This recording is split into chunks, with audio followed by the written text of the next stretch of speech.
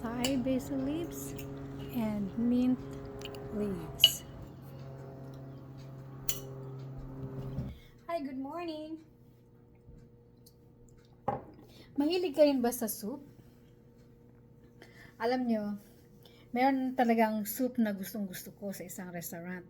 At ang sabi ko, paano kaya nila ginagawa ito? Dahil ang sarap talaga ng soup nila. Sabi ko, may something special na nilagay nila dito. Ano kaya nilagay nila dito? Hanggang sa, alam nyo, kagabi nagluto ako ng hot pot. Nilagyan ko siya ng seafoods at saka leftover na meatballs and shirataki noodles. At ang last nun, nilagyan ko siya ng mint leaves at saka Thai basil leaves. Sabi ko, try ko nga to kung anong lasa.